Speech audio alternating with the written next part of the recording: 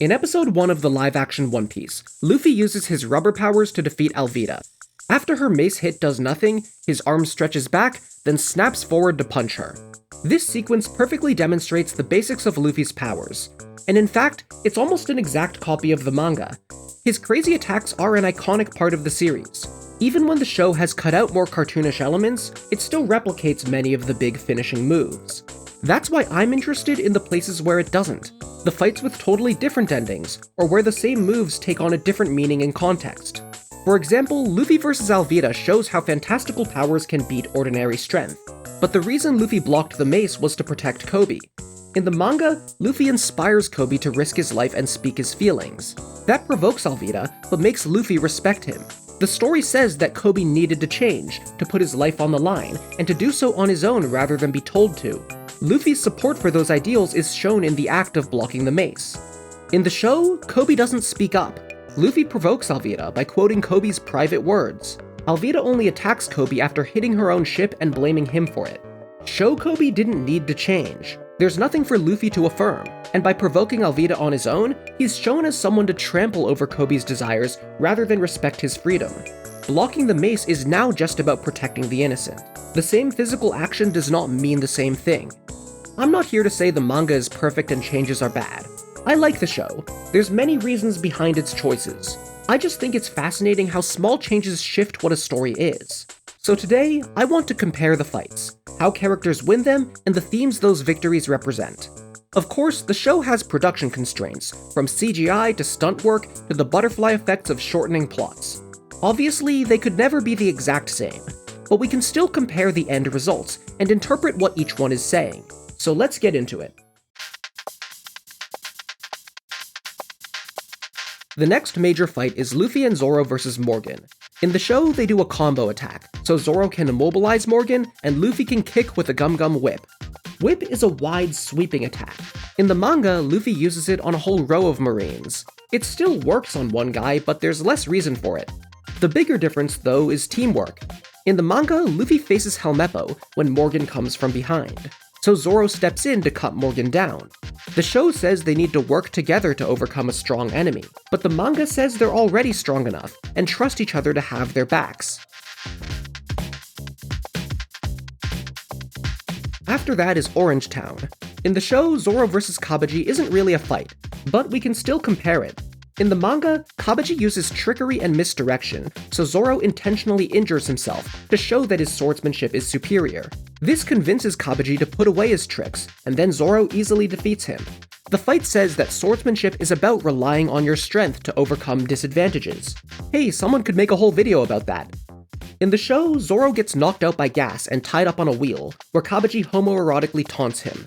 Zoro doesn't overcome this with his own strength, but distracts Cabaji so Nami can escape, sneak up, and push Cabaji into Zoro. They win with trickery and some luck, as Cabaji accidentally cuts some of Zoro's ropes. It wouldn't be fair to say that Show Zoro is fine with trickery and help from others, because this isn't a sword duel. It just doesn't establish his principles either, instead affirming Nami's stealth and his composure under pressure.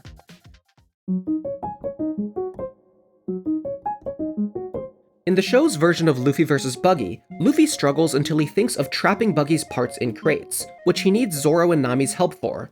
This is a clever idea, though I think it's weird that Buggy can't fly his parts away, and how the crates seem to auto-lock. But this all gives us little Buggy, who Luffy Gum Bazookas away, like in the manga. But he wasn't strong enough to get there on his own, so again he needed teamwork. In the manga, Luffy attacks Buggy as he and Nami fight over treasure. That gives Nami the chance to tie up Buggy's limbs. It's also weird how Buggy didn't notice that. Luffy has already shown he's stronger than Buggy here, so he didn't need teamwork like in the show. It's just for fun. Buggy's loss is punishment for his greed, a foil to how Luffy treasures his hat. This also kicks off Nami's character arc, which the show skips.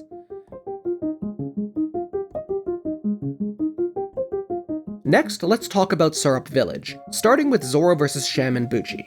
In the manga, Sham feigns weakness to trick Zoro and steal 2 of his swords. Zoro struggles until Nami throws the swords back, a bit of teamwork but only to get Zoro back to normal. Then Zoro just wins. Like with Cabaji, the opponents use trickery, and Zoro proves he can overcome it. The narrative even reoccurs when Jango gives Buchi super strength, and Zoro overcomes that. But this fight is more about fighting solo. Zoro blocks a shot from Usopp to keep him out of the fight. The end isn't just him being stronger, but him proving he could do it alone. In the show, Sham only steals one blade. Zoro retrieves it without help, but then doesn't use it. He goes from using 2 to using 2. The trickery did not create a tangible disadvantage, and nobody tries to help him, so while it's still a 1v2, it doesn't emphasize Zoro's resolve. This Zoro might be happy to have Usopp's help.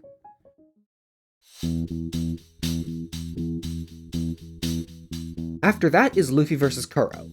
In the manga, Kuro's super speed climaxes when he goes faster than he can see, and his attacks hit randomly. Luffy's counter is to get hit, then, since Kuro is close, grab him. For the finishing move, he wraps his limbs around Kuro to hold him in place, then uses his head for a Gum Gum Bell. This punishes Kuro for hating his crew and using an attack that hurt them. While it's kind of indirect, I think there's also a connection between Kuro fearing the downsides of piracy and Luffy getting hurt to win, accepting the bad with the good. In the show, Luffy counters Kuro's speed by listening closely, then bouncing an indirect punch. Kuro then stops using his super speed. After some dodging, Luffy grabs Kuro's arms and uses Gum Gum Bell. I don't understand why Kuro doesn't just use his speed to stab Luffy, why he couldn't just dodge the punch, since here his speed isn't faster than he can see, and why one punch damaged him so much that now he's slow. Him being slow now means Luffy's final move isn't as clever. The themes of caring for your crew and accepting infamy are still there, but Kuro just monologues them. The manga shows them with how Kuro gets mad at his crew for dead-naming him. The show does value Luffy's senses and reflexes, and finally lets him win by being stronger. But so far, in the show it feels like cleverness is for when you aren't strong enough. In the manga, Luffy's cleverness enables his strength. I guess the show has a little bit of that in Luffy bouncing a punch.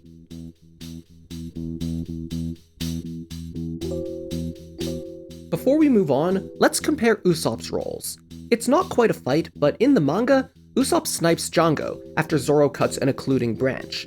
This is teamwork, but not to overcome someone who's too strong. Their skills just fulfill different roles. This establishes how what Usopp can do has value, even if he's not super strong. In the show, he does nothing. The Marines don't help, warning Kaya doesn't help since she only believes Nami, and he doesn't help hide from or beat Kuro. It also skips the fundamentals of why the arc and his character work, but I won't go on about that. The channel Just Stop made a video that already says everything I would say.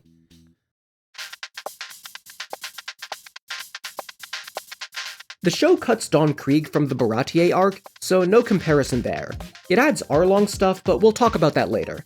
That leaves Zoro vs. Mihawk, which is pretty accurate. In both versions, Zoro gets stabbed and refuses to step back, Mihawk respects that and uses his sword, and Zoro does the wounds on the back bit. They show how facing death without any doubts is what makes Zoro a true swordsman.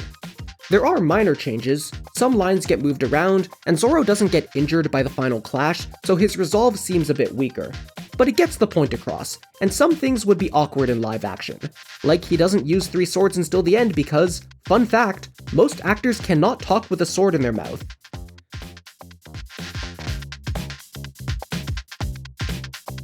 Finally, we have Arlong Park. Let's start with Usopp vs. Chu. In both fights, Usopp splashes alcohol over Chu, then incinerates him with a fire star. The source of the alcohol is different, but either way, Usopp wins by being clever and resourceful. But in the manga, Usopp first gives up. He fakes a death with ketchup because he's scared. Yet since the crew is relying on him, he realizes he'd rather try for real than lie to them.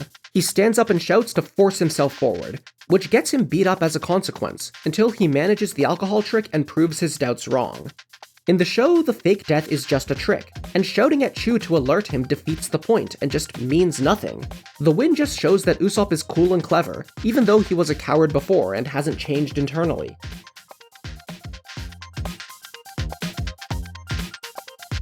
Next is Sanji vs. Kuroobi. In the show, Zoro helps too. He must have gotten lost. He doesn't do much, though. Kuroobi overpowers them at first, but then he insults Nami. Sanji gets mad, which lets him kick harder than in Baratier. Show Sanji is stronger when fighting for women. In the manga, Sanji struggles against Kuroobi underwater, but escapes by breathing into his gills. Believing he's biologically superior, Kuroobi gets baited into fighting on land. Then Sanji beats him up. Whether this is the best way to speak against racial superiority is a complicated question I'm not going to get into, but it's a good message on the surface. Sanji also shows chivalry by risking his life for Luffy, which shows it's not just about women like he pretends.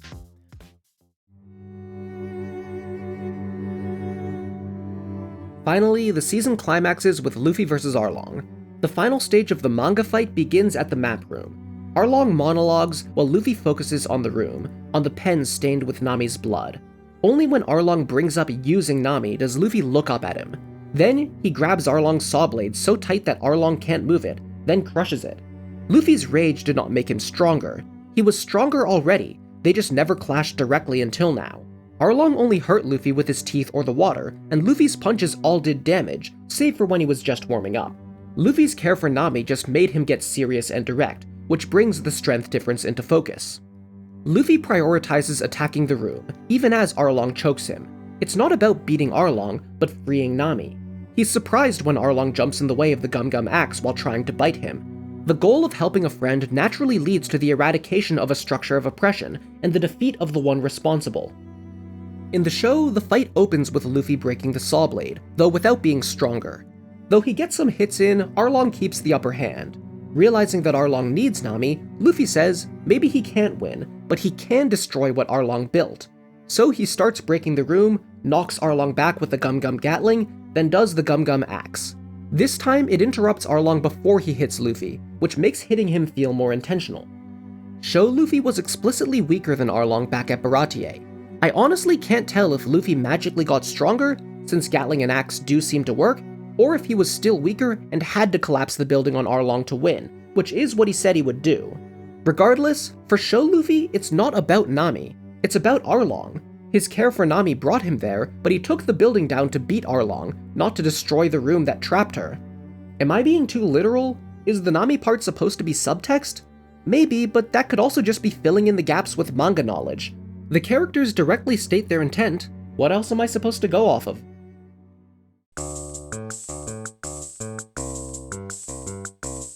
Season 1 has one more fight, but we'll loop back to it later.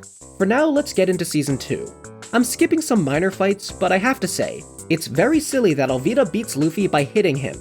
That did nothing to him in the show's own Episode 1. Sliding around should not increase the impact that much.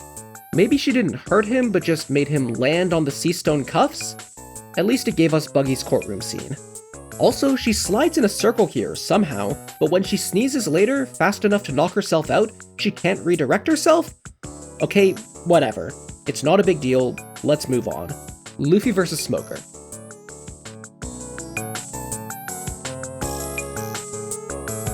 In both versions, Smoker Logia diffs Luffy and pins him down. I like how fast it is in the manga, that it's that easy for him, but the manga is just rushing so it can finish East Blue in chapter 100. Show Smoker flings Luffy like a rubber band, which is smart of him and really cool, but manga Luffy just coasted through 100 chapters by being stronger. Smoker winning is a shock, a reality check, and a hint at future dangers. Show Luffy frequently relies on teamwork or cleverness, and just got maybe knocked out by Alvida.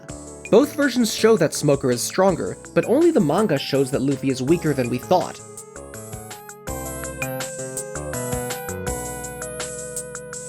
The next major fight is Zoro vs Baroque Works.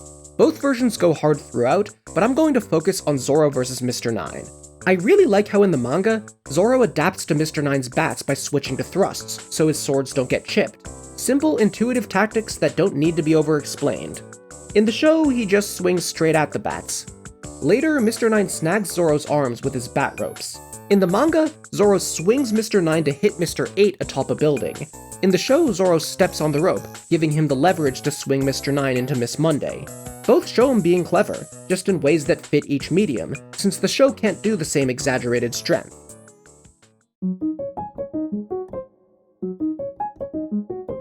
After that is Little Garden. Dorry vs Broggy manages to cover the exact same thematic beats even as the show condenses two fights into one, which is pretty impressive. The conflicts after that all blend together and all revolve around Usopp, so let's discuss them together.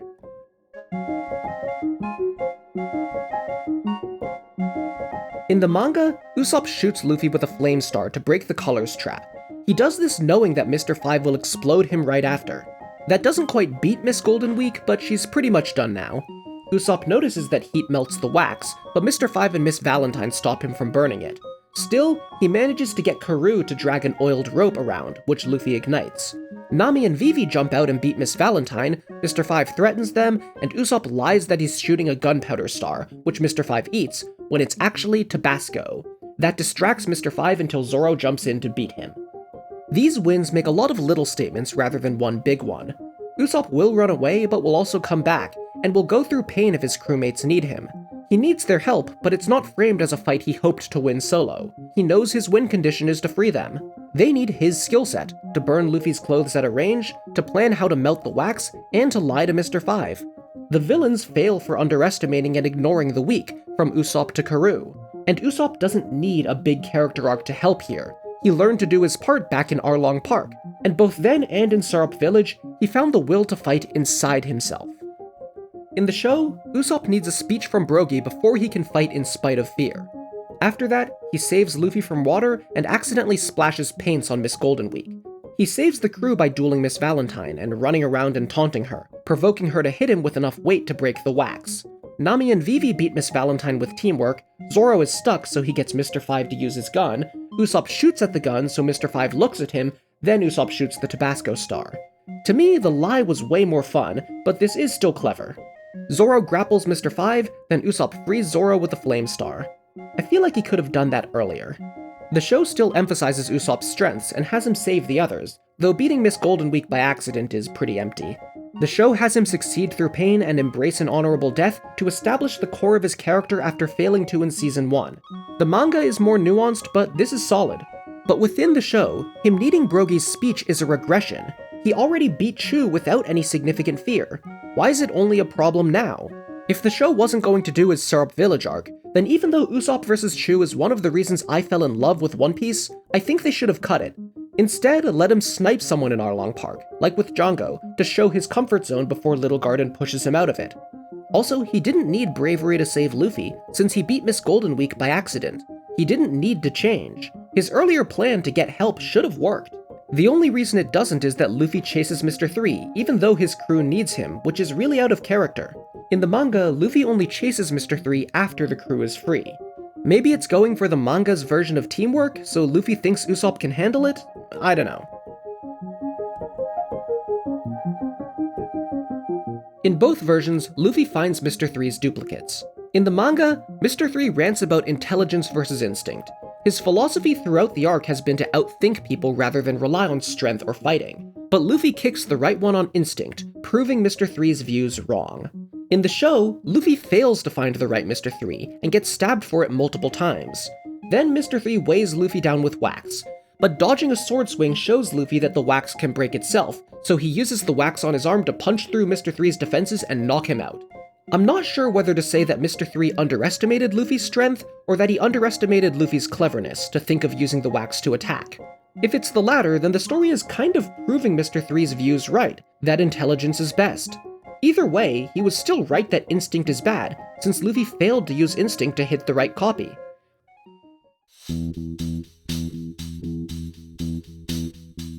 Finally, we have Drum Island. A lot of changes come from making it a season finale. Like, the fight against Wapol's soldiers gives Zoro and Usopp something to do, adds tension, and makes Wapol feel like a bigger threat. It has no manga equivalent, and honestly feels weird to me, almost anti-One Piece. It's a group fight against unstoppable monsters rather than fodder. Neither cleverness nor strength solve it, and they just kind of wait for Luffy to stop Wapol. Similar stuff kind of happens in the manga, but not for main character fights. The townspeople fighting for their own fate is pretty One Piece at least. Next is Chopper vs. Chessmarimo. In the manga, it's mostly a showcase of Chopper's Rumble Ball abilities. That does add to Luffy finding him cool. Chopper is also fighting for Hiraluk's flag, and Chessmarimo taunts Chopper for being alone, so Luffy asserts their friendship. By agreeing to each take one opponent, they integrate Chopper into the crew's form of teamwork. Sadly, in the show, Chess and Kuromarimo do not fuse. There are clever moments like Chopper changing size, but it's mostly about Chopper and Sanji working together. Chess and Kuromarimo brag about their teamwork, but Chopper and Sanji get in rhythm and outdo them. That is integrating Chopper into this crew's teamwork dynamic.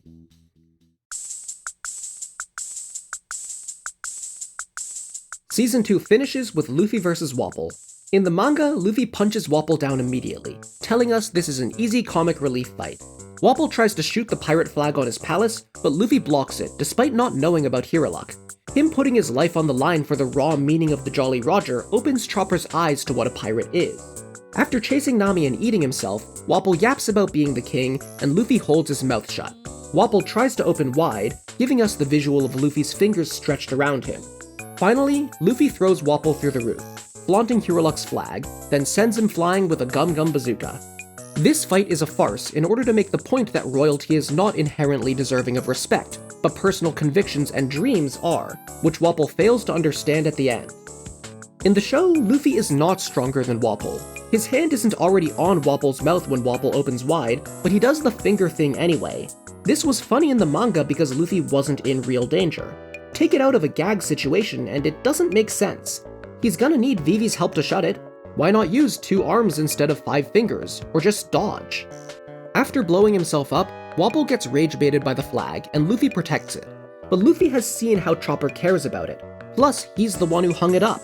If he has easy reasons to care about it, it doesn't make the point that he'll defend it on principle alone.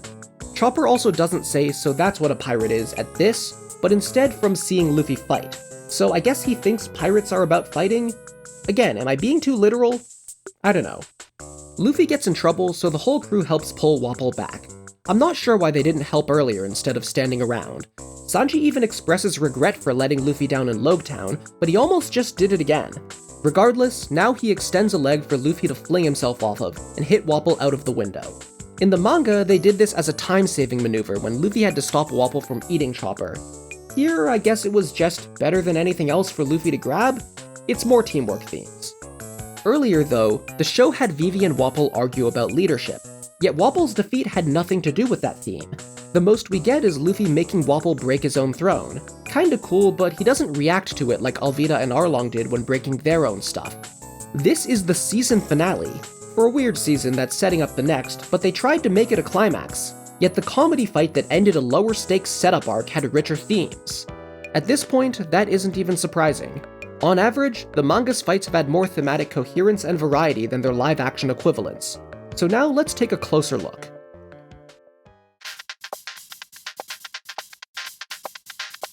The biggest difference is in how they use teamwork. The show is pretty into it. Working together helps overcome challenges we couldn't manage alone. There's nothing wrong with that, but it stands out when the manga hates teamwork. Okay, it doesn't hate it. It uses it in minor fights, against fodder, and to augment specific thematic goals. But by default, fights are fought solo. It's saying to support your friends, be strong enough that you don't need them. Handle things yourself so they can focus on their fights. It's about trust, not teamwork. Trust that they can take care of themselves.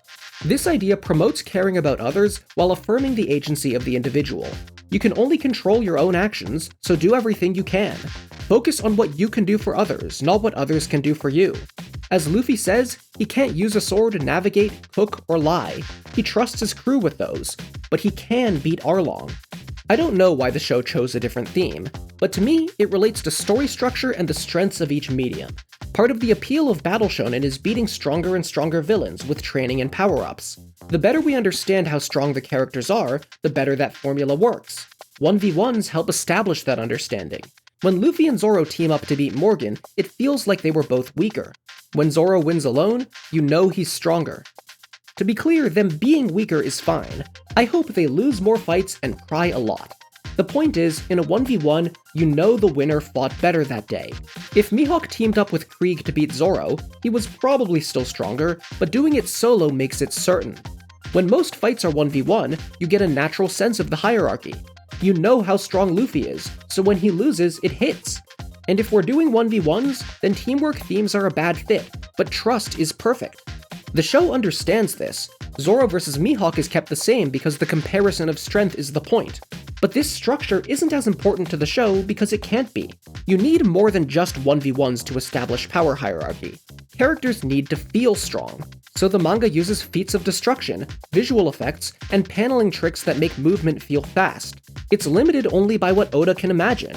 The show is limited by stunt work, practical effects, CGI, and a tone that has to stay more grounded. The show characters are still superhuman, and will get stronger as they go, but show Luffy will always look like a regular guy punching something, no matter how big of a CGI crater he makes. The characters will always look like they're moving at normal enough speeds. I'm sorry, but in the show, Kuro's super speed looked kinda silly. Without the same tools, the show can't do the same fantastical fights, and doesn't need the same themes.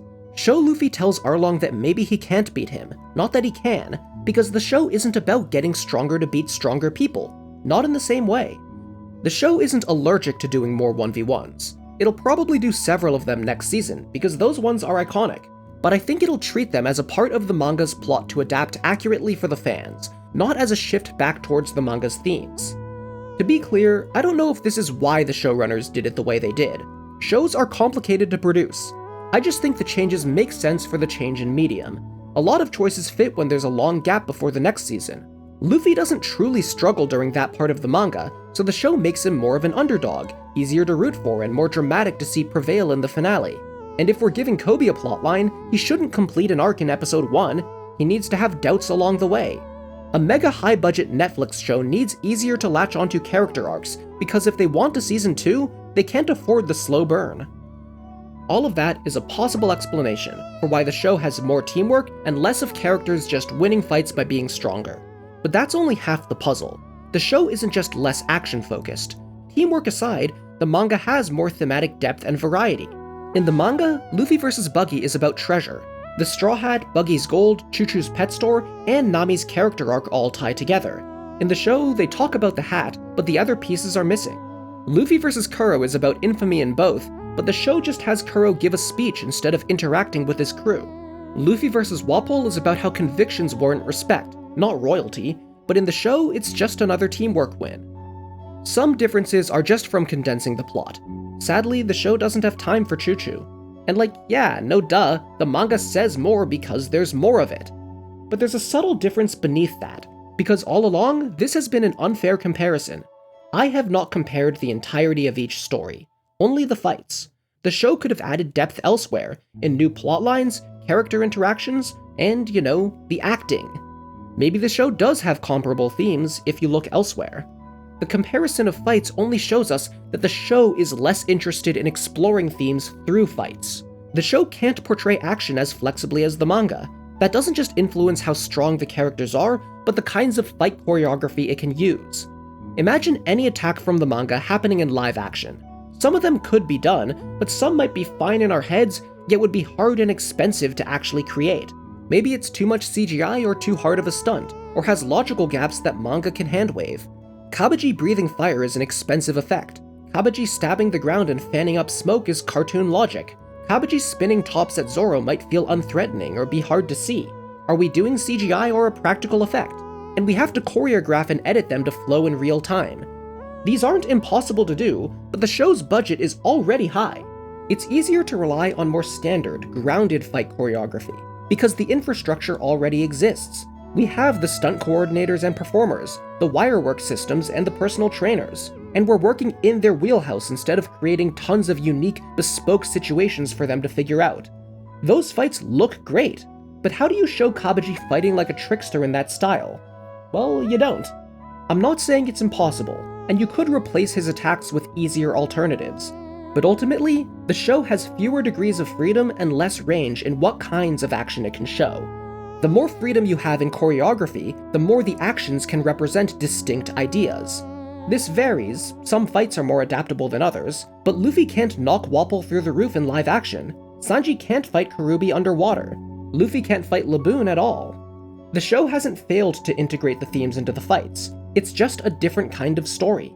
Vivi's conversation with Wapol isn't set up for the fight to explore the theme more, it is the theme being explored. The fight is just a fight. Action is not the main way the show communicates ideas. So we build Luffy's relationship with Laboon with a song instead of a duel, and Zoro processes his loss to Mihawk through visions rather than by fighting Hachi. And we can see the biggest difference of all in Luffy vs. Garp. Until now, I've kept to the material covered in Season 2 of the show and its manga equivalents. But now here's a spoiler warning for the Marineford arc of the manga. Luffy vs. Garp is obviously happening in two completely different contexts, but I think that makes it interesting. The manga has no equivalent to Garp showing up in Season 1, so we can see what the show wants to do when not concerned with manga accuracy.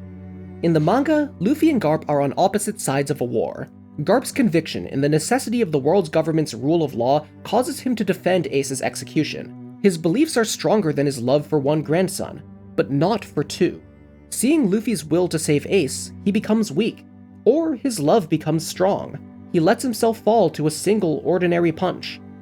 Show Garp is testing Luffy to see if he's ready for piracy. Luffy struggles, fails, and declares he'll never give up, which Garp acknowledges. This shifts his characterization in a subtle way that I know made a lot of fans mad, since it doesn't quite mesh with his later internal struggle. But I want to focus on what it is now, not how it sets up the future. The manga fight is resolved through combat. One character beats another. Luffy wasn't stronger, but deep down, as Oda has said, One Piece is really about battles of will. Luffy's will brought him there, and is part of why Garp loves him. The stronger Luffy's will is, the weaker Garp's becomes. The weight of Garp's struggle exists to be shown in the outcome of the fight. The manga believes that a will must be backed up by actions.